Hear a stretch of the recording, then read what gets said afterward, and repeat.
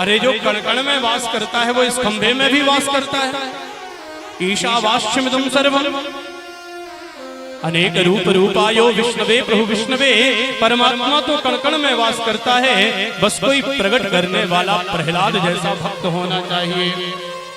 क्योंकि सूर्य अनेक फिरे कण मागत पे पद सूर्य को स्वाद कहा। ढप ढोल मजीरा बजाती फिरे मेरा मतवारी सी चाह कहा। सिया राम कथा कितनों ने लिखी पर तुलसी जैसी मर्याद कहा। नरसिंह बसे प्रतिखंभन में पर गाढ़न को प्रहलाद कहा। अरे कोई प्रकट करने वाला प्रहलाद जैसा भक्त भी तो होना चाहिए। भगवान तो कहीं से भी प्रकट हो सकते हैं। घट घट अंतर्यामी परमात्मा है वो, हरि व्यापक सर्वत्र समान। और जैसे ही इतना कहा ना प्रहलाद जी ने, तो एक मुष्टिक का प्रहार किया खंभे में और गड़गड़ाते हुए नरसिंह भगवान का प्राकट्य हो गया। बोलो नरसिंह भगवान की। सत्यम विधातुम निज भक्त भासितम व्याप्तिम च भूतेषु अखिलेषु चात्मनः। नरसिंह भगवान का आज इतना भयानक स्वरूप है, देखने में ऐसा लग रहा है कि आज सारे संसार को कच्चा चबा जाएंगे। आंखें देखने में रक्त रंजित हैं, अंगारे बरसा रही हैं और बार बार हुंकार भरते हैं ना, तो सब समुद्रों में उफान आ जाता है। ऐसा भयंकर समय चल रहा था, देखने में इनका स्वरूप ऐसा लग रहा था। नायम मृगो नापि नरो विचित्रम।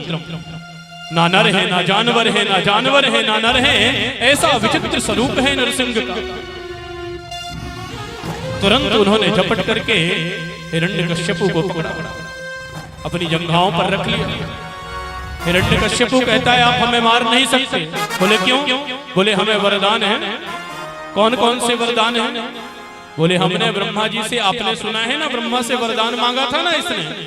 बोले हम काहू के मर ही न मारे, हम अमर हो जाएं। तो ब्रह्मा ने कहा ये वरदान हम नहीं देंगे, तो दूसरा वरदान मांगो। तो दूसरा वरदान क्या मांगा था? बोले ना अंदर मरूं न बाहर मरूं, न नर से मरूं न जानवर से मरूं, न दिन में मरूं न रात में मरूं। बोले आपकी बनाई सृष्टि में किसी के द्वारा ना मरूं। तो भगवान कहते हैं तुम्हारे पास कौन सा वरदान है? तो बोले भगवान हमारे पास एक वरदान है। कौन सा? पहला वरदान तो हमने ये मांगा था, बोले ना मेरी मृत्यु अंदर हो ना बाहर। भगवान कहते हैं इस समय तुम देहली पर हो, न इसे अंदर कहते ना बाहर कहते। बोले भगवान फिर भी नहीं मार सकते। क्यों?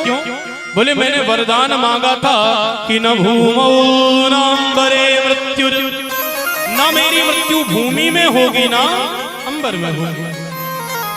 बोले ठीक से देख, इस समय जंगाओं पर हो तुम, हवा में हो, ना इसे जमीन कहते ना आकाश कहते। बोले भगवान फिर भी नहीं मार सकते। क्यों? मैंने वरदान मांगा था न नरई न मृगैरपि, ना नर से मरूं न जानवर से। भगवान कहते हैं जरा एक बार मेरे स्वरूप को निहार, ना मैं नर हूं ना जानवर हूं, ना जानवर हूं ना नर हूं, ना यम मृगो नापि नरो विचित्रम। मैं नरसिंह के रूप में आया। ब्रह्मा के सारे वरदानों का मान रखते हुए बोले किसी महीने में ना मरूं। बोले अधिक मास जो है ना हमने स्पेशल तुम्हारे लिए बनाया है, अभी आ रहा है।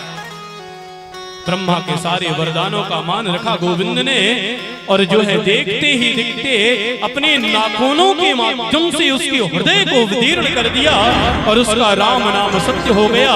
देवता आकाश मंडल से पुष्प वृष्टि करने लगे, जय जयकार करने लगे। आज पृथ्वी का भार जो है हल्का हुआ है। क्रोधित है भगवान, कोई क्रोध शांत नहीं करा पा रहा।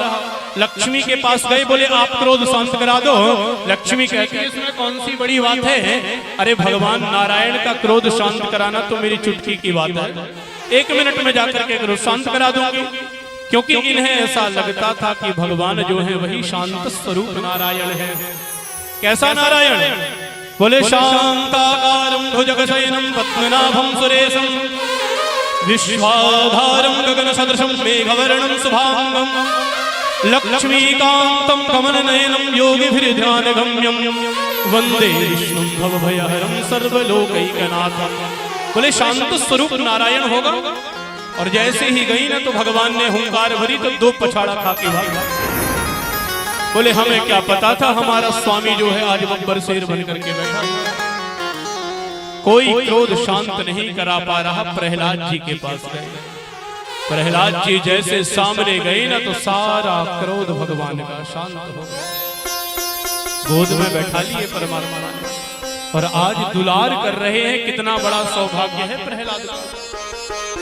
दुलार करते हुए हाथ जोड़ रहे हैं और हाथ जोड़ करके प्रहलाद से कह रहे हैं कि बोले प्रभु प्यारे अति कोमल तुम्हारे अंग, असुर सताए मम नाम एक गाने में, अरे गिरते गिराए पुनि जल में डुबाए, अग्नि में जलाए कमी राखी ना सताने में, उड़ते लगाए लिपटाए कहें बार बार, करुणा स्वरूप लगे करुणा दिखाने में, और मंजुल मुखार बिंद चूम चूम कहे प्रभु क्षमा कर भक्त मुझे देर भई आने में, क्षमा कर भक्त मुझे देर भई आने में।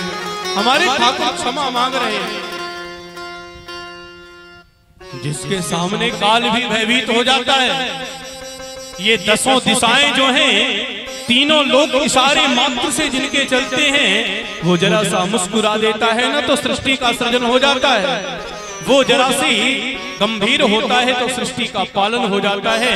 और वो जरा सा अपनी भ्रगुटी को टेढ़ा कर लेता है ना तो भ्रगुटी विलास सृष्टि लय हो सब नष्ट हो जाता है। वो परमात्मा आज प्रहलाद से हाथ जोड़ करके कहता है कि क्षमा कर भक्त मुझे देर भैया। बाहर दयालु परमात्मा अरे मानो नवीन घन मंडल सा संपूर्ण सृष्टि के ऊपर है। उसमें ज्योतिर्मय एक सोने के सिंहासन पर है। चारों भुजा दिशा चारों सब उदय अस्त चुटकी में है। रोम रोम में तारागण चंद्रमा सूर्य भ्रगुटी में। तो भगवान क्षमा मांग रहा है और प्रहलाद जी से कहते हैं बेटा तू वरदान मांग। प्रहलाद कहते हैं भगवान मुझे अगर वरदान देना है ना तो एक वरदान दे दो। क्या गजब का वरदान मांगा प्रहलाद ने। बोले यदि रासीदमे कामान वरांस्तुम वरदर्शभ, कामानां वृद्ध संदोहम भवतस्तु वृणेवरम। बोले मेरे मन में कभी आपसे कुछ मांगने की इच्छा ही प्रकट न हो। क्या मेरे मन में आपसे कभी कुछ मांगने की जिज्ञासा ही प्रकट न हो, ये वरदान दे दो। भगवान ने बार बार वरदान मांगने को कहा तो प्रहलाद जी कहते हैं मेरे पिता की दुर्गति ना हो, ये वरदान लो बड़े भगवान। और कहते हैं बेटा तेरे जैसा भक्त बालक जिस कुल में जन्म ले लेता है ना उसके पिता की तो छोड़ो, बोले त्रि सप्तभी पिता पूता, उसकी तो 21 पीढ़ियों का तरण तारण हो जाया करता है। तू अपने पिता की मुक्ति पर सशंकित है प्रहलाद। आज सुन योग कहे तो योग दिडारूं, भोग चाहे तो भोग दिडारूं, अरे मुक्ति चाहे तो मुक्ति दिडारूं, पर भगत की बात मुझसे टारी न जाए। भक्त की बात की मैं कभी अवहेलना नहीं करता। प्रहलाद जी महाराज ने वरदान मांगा, पिता का उद्धार हुआ।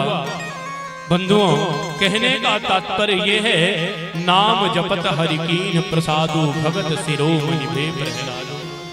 नाम के प्रताप से प्रहलाद जी महाराज जो है भक्तों के शिरोमणि हुए। बोलो भक्तवत्सल भगवान की जय हो।